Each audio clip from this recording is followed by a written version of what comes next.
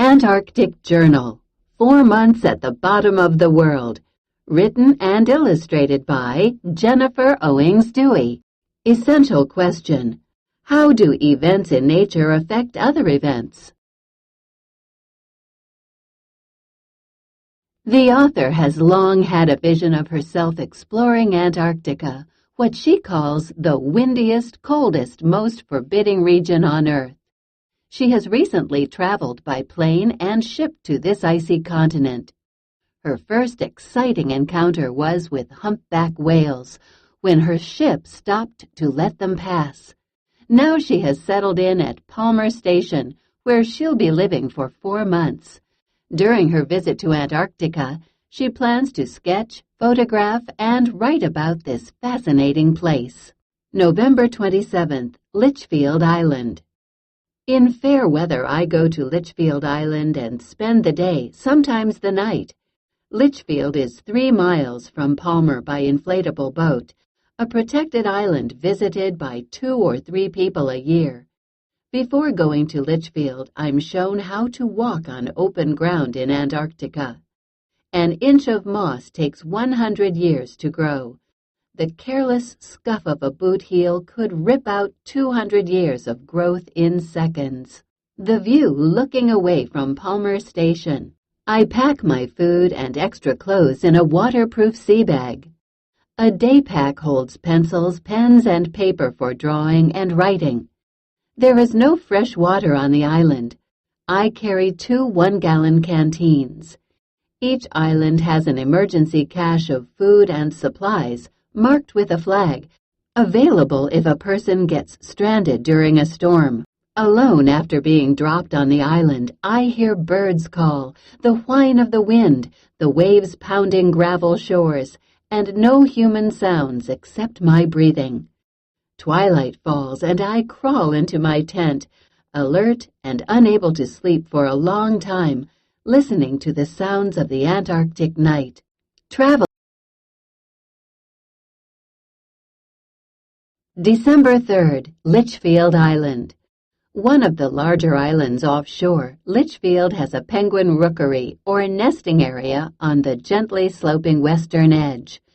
The ground is rocky but flat enough for penguins to build nests, with a beach close by for gathering small gray nest stones. The rookery is occupied by 200 or 300 penguins. It's small by penguin standards. The penguins are nearly all Adélies, named in 1838 by Dumont d'Urville, after his wife. I wonder, did they look like her, act like her, or was he just missing her? Pairs greet each other at the nest with calls like braying donkeys. They rub chests and bellies, flap wings, stretch necks, and reach for the sky with their bills, behavior called ecstatic display. I find a sheltered perch by the rookery and put my 6-pound metal typewriter on a flat rock. The penguins begin to wander over. They huddle close, smelling of guano and salt water, gently tugging at my clothing with their bills. One bold bird takes my hat and goes off with it. They are curious about the tap-tap-tapping noise of the typewriter. They walk up and across it, tugging at the paper tucked into the roller. I let them have their way. Human visitors may not touch penguins or any wildlife, but the penguins can take their time checking us out. I follow penguins stone collecting, real work for an Adélie. They carry 1 stone at a time in their bills. It requires hundreds of trips to complete a nest. Placing a stone takes time. With the stone in its bill, the penguin circles the nest, bowing like a butler. Finally deciding where the stone is most needed, the bird drops it and shuffles away to the beach for another. If one penguin steals a stone from another, a noisy argument erupts. Frustrated birds shriek like squabbling children, but they never come to blows.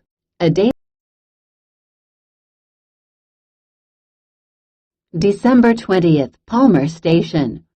I have learned that the largest animal on Earth, the 100-ton blue whale, eats only one of the smallest animals on Earth, krill. There are more krill in the seas than there are stars in the visible universe. Krill is one link in a simple food chain. Penguins, seals, and whales eat krill. In turn, the tiny shrimp-like krill eat phytoplankton, one-celled plants that bloom in the sea in spring and summer. My new friend Carl, an oceanographer, said we ought to try eating krill since so many animals thrive on it. In the biolab, we scooped krill into a jar. We got a small fry pan, then melted butter and cooked up the krill. Someone said, "Add garlic." Somebody said, "How about pepper and salt?" These were added. When the mixture looked ready, we ate it. "Tastes like butter," one person said. "More like garlic," another said. "Tastes like butter and garlic," Carl said. Krill don't have their own taste, I concluded. Blue whales. Krill. December 24th, Palmer Station. It was 3 in the morning, bright outside, and I couldn't sleep. I crept downstairs, signed out, and took the flagged trail up the glacier. Dressed in a watchman's cap, 3 layers under my parka, and boots, I climbed in a stillness broken only by the noise of snow crunching under my soles. Greenish-purple clouds covered the sky from edge to edge. The sea was the color of pewter. Near the top I heard a cracking sound, a slap magnified 1,000,000 times in my ear. Another followed, then another. Echoes of sound, aftershocks, sizzled in the air. The sky began to glow with an eerie luminescence, as if someone in the heavens had switched on a neon light in place of the sun. I felt myself dropping straight down. A crack had appeared under me, a crevasse in the glacier.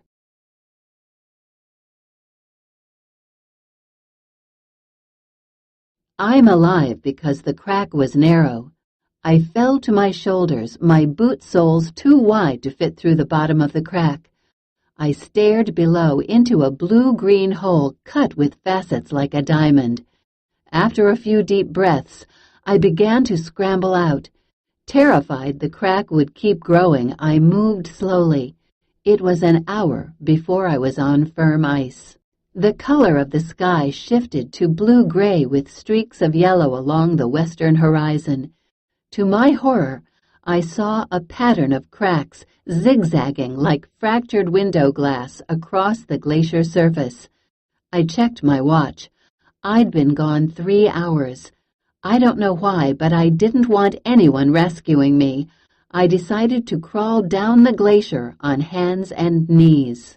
I felt my way inch by inch, rubbing the surface of the snow with my palms before making a move.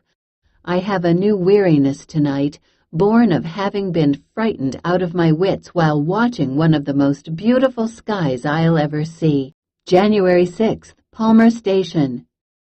Earlier today, my friend Carl, the ocean scientist, came to my room and said, "Let's go see the green flash." "The what?" I asked. "Come on, you'll see. Hurry or we'll miss it." We headed up the glacier, and at the top we sat facing west. The sun slipped slowly toward the horizon. As it fell, its orb glowed a deep orange. The shape of it was fat, like a squashed pumpkin. Near the end of the drop, the light on top of the orb flashed green. The green flash. "There it is," I said. "I saw it." The green flash is a rare, fleeting event in the Earth's atmosphere. To catch it with the naked eye, there must be a clear horizon at sunset, as often seen over water. The green flash comes with certain conditions in the sky having to do with the way light bends. It lasts less than a 20th of a second. A green flash. March 12th, winging home. Before leaving, I collected, with permission, a sterile penguin egg that would never hatch. I made room for it in my suitcase by giving a lot of my clothes away. The airline lost my bag in Miami. I told the airline people that I had to have it back, pleading, begging. "It has a penguin egg in it," I said. They glanced at each other and eyed me funny. Fortunately for me and them, they found the bag. The egg reminds me of my trip to the place where penguins raise downy chicks, krill swarm in numbers greater than stars in the sky, whales have rights, and icebergs drift in graceful arcs across Southern Ocean swells. At home, I'll look out at the desert landscape and remember the Antarctic desert, the last great wilderness on Earth. Penguins